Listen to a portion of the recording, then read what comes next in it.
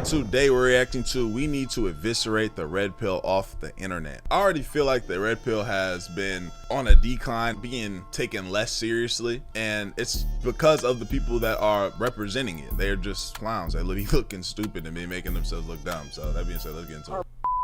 Okay, the pro fighters are okay. Damn. They're only good in the ring. People I know will not accept a loss. Okay, if a pro fighter did his jujitsu on him, then the guy's gonna come back and duct tape his family. You guys need to wake up. What are you talking about, bro? What is this nigga even talking about? These are very big time squares. Pro fighters are the epitome of squares. They're like, come in the ring and I'll fight you. You guys live in a fantasy world where pro fighters aren't the biggest squares on the planet. For those of you who don't know, that is Wes Watson, you know, former felon turned into motivational speaker, red pill leader, etc., etc. And normally this type of content wouldn't even make the main stage on my channel. One, because we're above it. I mean, he's a clear head, as indicated in some of the other content that we've covered on this channel before in regards to him, like when he got sensitive being on the Fresh and Fit podcast live panel. So what's the distinction? After you make X amount, hundreds of thousands of dollars, if you look at the studies done on this, it does not studies, it does not hugely improve a person's life. Are you proud of who the f you are? Why well, look at, are you proud? If you look in the mirror, would you guys say this mother proud of who the f he is? That's a bag of trash, dude. Pull your Damn. And it's gotta suck at being a man, like being a grown man that can't get up and be like, you know, get down with the big scary tattoo nigga because you're too scared to. You feel me? Regardless of what it is, regardless if he get his head knocked off, but he get with him, or he's confident or something, he gets back in his face, or he talks shit or whatever and stands up, it looks better than him just sitting here. You feel me? Now, this is some bigger man shit. Again, y'all know me. I always say it all the time. This is my way of thinking is not the best. You feel me? My way of thinking could get somebody hurt or could get myself hurt or something like that. But I'm a prideful person. This is what it is. And, you know, I'm going to get back up with him and talk my shit. You feel me? But I'm not sitting here and taking it.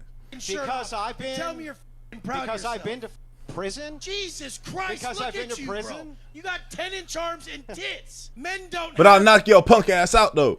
You feel me?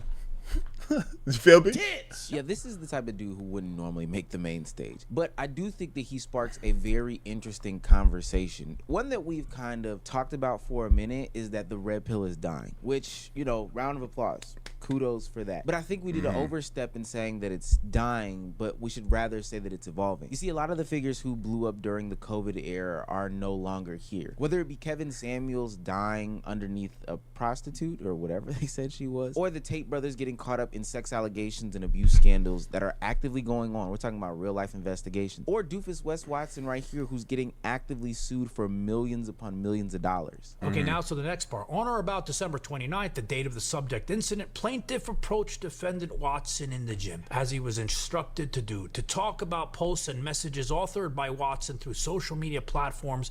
When the defendant became enraged, angry, and violent, and began striking plaintiff with the hard metal buckle on a heavy leather weightlifting belt, using the belt as a dangerous weapon, and striking plaintiff multiple times about his body, including his head. At various points, Watson was using racial slurs and called plaintiff the N-word, I'm not gonna say it, and threatened to kill plaintiff multiple times. The initial attack and all the subsequent attacks were unjustified. Only the toughest of the red pill take offense to start getting into fights with people at their gyms. But so I think over the past couple years, the over-the-top theatrics have become so much. Like, they've become to the point where people just can't stomach it. It started off with being good, you know, normal advice to men, you know, go to the gym, get close to God, start a family, be a good father, etc., etc. Build up your credit, you know, start a business. Just pretty generalized stuff. However, every once in a while it was just sprinkled with misogyny, homophobia, and whatever other hatred is that you want to throw into the conversation, the red pill started picking up more and more and more of that steam, to the point we get the over-the-top caricatures of men, you know, bad actors in this community where they're taking advantage of young and helpless individuals, you know, putting on KKK masks and hoods and monkey suits and saying that all women are whores, men should never be married, and just getting to a point where people are saying to themselves, even the consumers of that community said, hey, enough is enough. I can't relate to this anymore. These guys are detrimental to my mental health. And part of that was them getting out into the real world, potentially trying out that rhetoric and you know, seeing that it's failing for themselves. Because the internet and the real world, although that there are things that, yes, you know, certain things operate, yes, the very basic things, but certain ideologies, certain things, I say it all the time. I'd be like, when does this happen? Have you ever seen this in real life? Have you ever seen a woman act like this in real life? Have you ever seen a nigga act like this in real life? Like, a lot of these things do not translate to the real world. It just exists on the internet. You feel me? The way certain people feel. Niggas will say all types of wild shit to you in a comment section when they see you. They'd be the same person. Be like, yo, bro, I fuck with your shit, or nah, this is that and the third, nah, for real, I rock with you. But, you know, might have said, fucking, this shit is ass, nigga, you know what I'm saying? That's just how this shit go, you know? And I'm not mad at a nigga, you know what I'm saying? That's up to you. Because, again, you're not about to come up to me and woof the way that niggas be trying to whoop. Because it's not that serious to you in real life. It might be serious to you. You might feel a certain way on the internet. But in real life, it's not that serious to you. You know?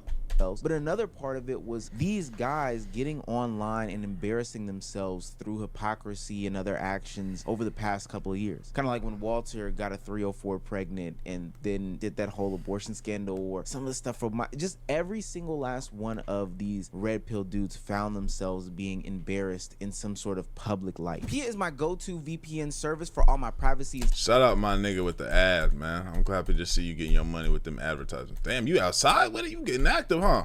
Okay, word. But even though the figures are dead, that doesn't mean that the ideology just goes nowhere. They go into different places and spaces and take on new faces every single year. I think a key indicator of this is how the election swayed from one side to the other side. You know, young voters voted Democrat, historically speaking, in these past couple of elections in my lifetime. But now we can see the trends go towards, you know, the Republican side. And this is partly due to, you know, these younger voters being experienced in the red pill community over the past couple of years, until we get to last year's election where Donald Trump is going on like Joe Rogan and Theo Vaughn, and he, a new figure in the red pill community, even though it doesn't seem like that, you know, he is now being crowned as the champion, and he's spreading this rhetoric to this young and seemingly naive, you know, community about certain things. I see another place in space that rhetoric for the red pill community has spilled over into is the streaming community. Now, streaming has become so mainstream and so big and so pervasive that naturally all of the young eyes and audience would gravitate towards it. So when you sit here and you're watching your favorite content creator play video games and then react to the news and say stuff like this, it's no wonder that you start, you know, getting back into that red pill bag that you quote unquote escaped from a couple years ago. Oh, Dochi rant? Oh, dude, don't get me started on that bitch. Don't get me started on that industry plant. Don't get me started. You guys can say shit whatever you want about me, but one thing about me is I'm not an industry plant. I've been streaming for like a long time now. Fuck Dochi, the umbrella clip pissed me off. What an entitled, unintelligent piece of shit she is, bro. She deserves, bro, I'm not joking, bro. Stop listening to her music. Cardi and Abel, why would you give her a feature on a remix? You shouldn't have cleared it. She's just the worst. She's a piece of shit. She's Jesus Christ. I don't know nothing. I don't know why this nigga has strong feelings about what's going on. I don't know nothing. This sounds like somebody who has strong feelings about somebody else. We've seen that from time and time again. So I at this moment, I do not know. I don't see the issue, because besides him, you know, bashing somebody and talking ill will. But I mean, we've seen, again, well, we got to get mad at everybody if that's the case. We got to get mad at myself. I done talked crazy about niggas before too. So I don't know the situation though. He stole someone that I used to know. She makes no good music. She's horrible. So fuck Doechii, okay? She has zero talent. Now you would have thought that Doechii committed like treason the way. But that's what I'm saying. What She happened? talked to her team sternly about getting her umbrellas in a room filled with a lot of noise, so she shouted. She cursed at him, and it seemed. Wait, what happened? What happened? She committed like treason the way that Aiden Ross talked to her, but she talked to her team sternly about getting her umbrellas in a room filled with a lot of noise, so she shouted. She cursed at him, and it seemed a bit aggressive, but it did not call for Aiden Ross to call her a bitch. But so this is what Redpill content. So she was cursing and yelling at her team because it was loud and she didn't have her umbrella. Yeah, I mean, I don't know. Looks like it's a sprinkle here of disrespect to women. It's a sprinkle there of homophobia. It's a good sprinkle of transphobia. Wait, what's happening? Oh, Meezy, what's happening? What are you speaking of? What's happening? What? Who?